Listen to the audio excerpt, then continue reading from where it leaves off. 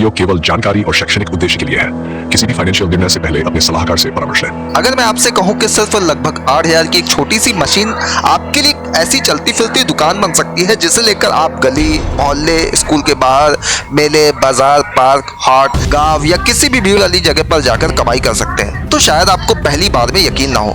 लेकिन आज जिस बिजनेस आइडिया की हम बात करने वाले हैं उसमें सबसे बड़ी खासियत यही है कि इसमें बड़ी दुकान किराए पर लेने की जरूरत नहीं है, महंगी इंटीरियर की जरूरत नहीं है और ना ही लाखों रुपए के निवेश की। बस एक सही मशीन, थोड़ा सा कच्चा माल, मेहनत करने का जज्बा और सही जगह पर सही समय पर पहुंचने की समझ। वीडियो के आखिर तक जरूर बने रहिए क्योंकि इस बीच में मैं आपको कमाई का पूरा गणित भी बताऊंगा और ये भी कि कैसे कई लोग इसी तरह के छोटे स्तर से शुरुआत करके हर महीने अच्छी अतिरिक्त आय बना रहे हैं। आज हम बात कर रहे हैं पोर्टेबल पॉपकॉर्न मेकिंग मशीन। ये एक ऐसी मशीन है जिसकी कीमत मॉडल और क्षमता के हिसाब से लगभग 7 से 9,000 रुपए के बीच मिल जाती है। औसतन लगभग 8,000 मानकर चले तो यही मशीन आपके बिजनेस की सबसे बड़ी ताकत बन सकती है। सबसे अच्छी बात यह है कि पॉपकॉर्न एक ऐसा स्नैक्स है जिसे बच्चे, युवा, परिवार, मेले में घूमने वाले लोग, पार्क में आने वाले लोग और सिनेमा घर से बाहर लेने वाले ग्राहक भी लगभग हर मौसम में पसंद करते हैं। यानी जहाँ भी भीड़ है वहीं आपकी दुकान है। अगर आज किसी स्कूल के बाहर भीड़ है तो वहाँ चले जाइए, रविवार को पार्क में ज़्यादा लोग आते हैं तो वहाँ पहुँच जाइए, किसी गांव मेला लगा है तो आपकी दुकान वहीं लग सकती है, किसी भी धार्मिक आयोजन में भीड़ लगे तो वहाँ भी ये बिज़नेस अच्छा चल सकता है। इस मशीन को चलाने के लिए किसी बड़ी तकनीक स्किल की ज़रूरत नहीं होती है। अगर आप सामान्य तरीके से गैस या बिजली से खाना बना सकते हैं तो थोड़ा सी प्रैक्टिस के बाद पॉपकॉर्न बनाना भी सीख सकते हैं। शुरुआत में आप 2-3 दिन घर पे अभ्यास कीजिए, सही मात्रा में मक्का, तेल और फ्लेवर डालना सीख लीजिए। इसके बाद आपका आत्मविश्वास खुद बढ़ जाएगा। कई लोग शुरुआत में परिवार के लोगों को बनाकर खिलाते हैं ताकि स्वाद बेहतर हो सके। जब लोगों से अच्छा फीडबैक मिलने लगता है तो वो बाजार में उतरते हैं। अब थोड़ा निवेश की बात कर लेते हैं ताकि आपको पूरा चित्र साफ दिखाई दे। मान लीजिए मशीन की कीमत लगभग 8,000 है। अगर गैस पर चलने वाली मशीन लेते हैं तो एक छोटा सा गैस सिलेंडर और स्टोव की व्यवस्था करनी होगी। अगर बिजली वाली मशीन लेते हैं तो जहां बिजली उपलब्ध है वहां आसानी से काम कर सकते हैं। कुछ लोग इन्वर्टर या बैटरी का इस्तेमाल करते हैं, लेकिन शुरुआत में इसकी जरूरत तभी होगी जब आप ऐसी जगह काम करेंगे जहां बिजली उपलब्ध ना हो। शुरुआती कच्चे माल में मक्का, खाद तेल या मक्खन, नमक, मसाला, कैरमल फ्लेवर अगर रखना चाहें और पेपर कप या पैकेट की जरूरत होगी। इसके अलावा एक छोटी सी टेबल, एक साफ कपड़ा, कैश रखने का डिब्बा और अगर संभव हो तो एक छोटा सा हैंड सैनिटाइजर भी रखिए ताकि ग्राहक को साफ सफाई का भरोसा मिले। अगर पूरे शुरुआती निवेश का अनुमान लगाया जाए तो मशीन 8,000 की, कच्चे माल के लगभग 1,500 से 2,000, पैकिंग सामग्री के 700 से 1,000, छोटी टेबल या स्टैंड के लगभग 1,500 से 2,000, बाकी छोटी जरूरतों के लिए 1,000 जोड़ दें तो लगभग 13 से 15,000 के अंदर आपका पूरा सेटअप तैयार हो सकता है। अगर आपके पास पहले से टेबल या गैस की व्यवस्था है तो लागत और भी कम हो सकती है। अब जरा सोचिए कि ग्राहक आपके पास क्यों आएगा। सिर्फ इसलिए नहीं क्योंकि आप पॉपकॉर्न बेच रहे हैं, बल्कि इसलिए क्योंकि उसे ताज़ा, गर्म और सामने बनता हुआ स्नैक्स मिल रहा है। जब मशीन में मक्का फूटता है और उसकी खुशबू हवा फैलती है तो वो खुद एक मार्केटिंग बन जाती है। आपने भी कई बार देखा होगा किसी जगह पर पॉपकॉर्न बनना शुरू होता है तो लोग खुद रुककर देखने लगते हैं। यही इस बिजनेस की सबसे बड़ी ताकत है, यानी आपका प्रोडक्ट खुद लोगों का ध्यान खींचता है। लेकिन सिर्फ भीड़ भाड़ में खड़े हो जाने से काम नहीं चलेगा, आपको जगह चुनना भी आना चाहिए।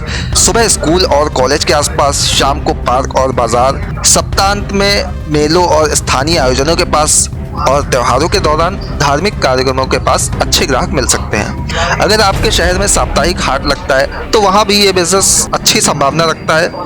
हर इलाके में लोगों की आदत अलग होती है, इसलिए शुरुआत के कुछ दिन अलग अलग जगह जाकर देखें कि कहाँ बिक्री सबसे अच्छी हो रही है। यही अनुभव आपकी आगे की कमाई बढ़ाएगा। अब बात करते हैं कमाई की, क्योंकि सबसे ज़्यादा सवाल इसी पर आता है। मान लीजिए एक छोटे से पैकेट की कुल लागत लगभग 10 से 20 रुपए आती है, जिसमें मक्का, तेल, मसाला और पैकिंग सब कुछ शामिल है।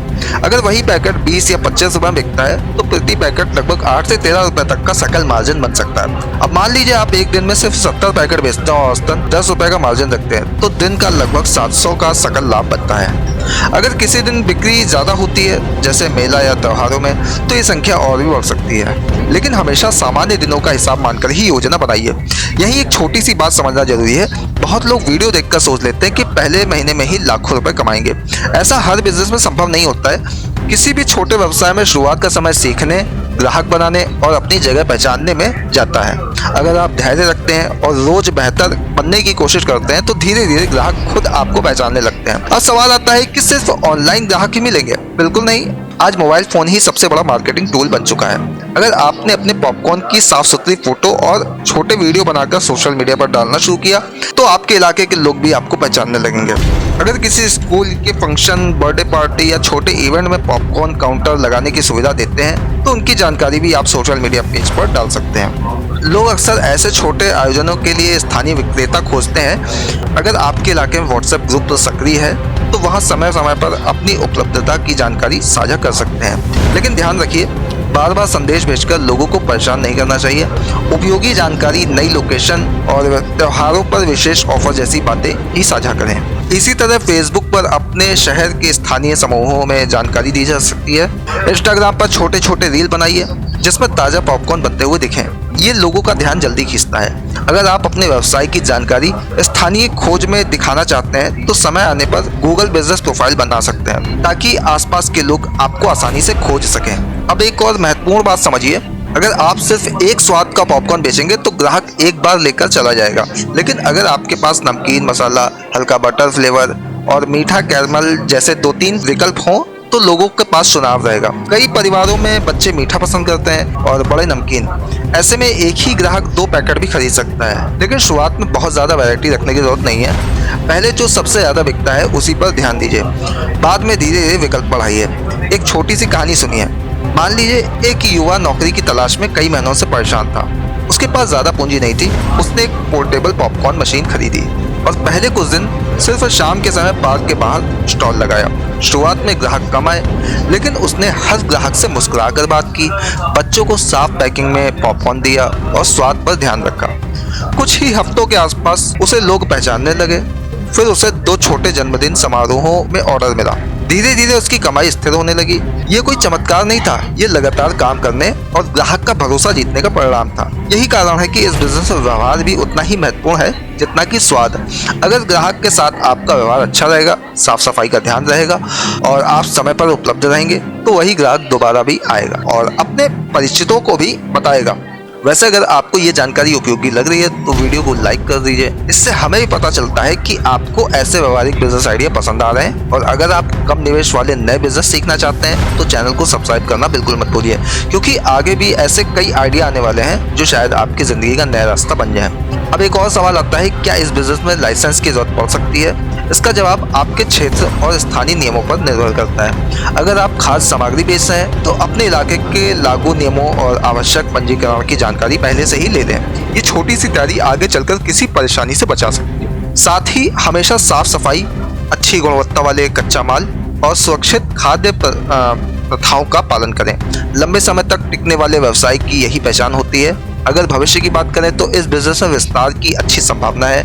मान लीजिए आपकी बिक्री लगातार अच्छी होने लगी, तब आप दूसरी मशीन जोड़ सकते हैं, परिवार का कोई सदस्य दूसरी जगह स्टॉल लगा सकता है या फिर छोटे आयोजनों में बुकिंग लेना शुरू कर सकते हैं। यानी शुरुआत एक मशीन से और आगे चलकर छोटा नेटवर्क भी बनाया जा सकता है। लेकिन ये सब तभी करें जब पहली यूनिट अच्छी तरह स्थिर हो जाए। एक और समझदारी की बात यह है कि हर दिन अपनी बिक्री लिखिए, कितना माल खरीदा, कितना बिका, कितना बचा और कितना मुनाफा हुआ। ये छोटी सी आदत आपको बताएगी कि किस दिन कौन सी जगह सबसे ज्यादा कमाई देती है।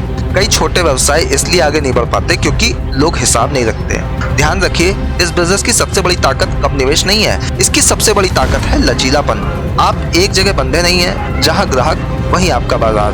अगर आज किसी जगह बिक्री कम हुई तो कल दूसरी जगह कोशिश की जा सकती है। यही आज के समय में छोटे व्यवसाय की सबसे बड़ी विशेषता है। तो अगर आप छात्र हैं, नौकरी के साथ अतिरिक्त आय चाहते हैं, घर के किसी सदस्य के लिए छोटा व्यवसाय शुरू करना चाहते हैं या फिर कम पूंजी में अपना काम शुरू करने का सपना देखते हैं, तो लगभग 8,000 की पोर्टेबल पॉपकॉर्न मशीन वाला ये बिजनेस आपके लिए एक व्यवहारिक विकल्प हो सकता है। ये कोई रातों रात अमीर बनने वाली योजना नहीं है, लेकिन ईमानदारी, नियमित मेहनत, सही लोकेशन और अच्छे व्यवहार के साथ इसे धीरे धीरे एक स्थिर आय के स्रोत में बदला जा सकता है। याद रखिए, हर बड़ा व्यवसाय कभी ना कभी छोटे कदम से ही शुरू हुआ था। फर्क सिर्फ इतना होता है कि कुछ लोग सही समय का इंतजार करते रहते हैं, जबकि कुछ लोग उपलब्ध संसाधनों से शुरुआत कर देते हैं। अगर आपके पास सीमित बजट है लेकिन काम करने की इच्छा है तो ये आइडिया आपके लिए एक अच्छी शुरुआत साबित हो सकता है। शुरुआत छोटी रखिए, सीखते रहिए, ग्राहकों की राय सुनिए और हर महीने अपने काम को थोड़ा बेहतर बनाइए। यही तरीका लंबे समय तक सफलता दे जाता है।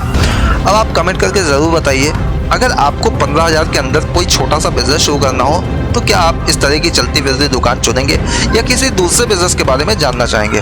आपकी राय अगली वीडियो चुनने में हमारी मदद करेगी।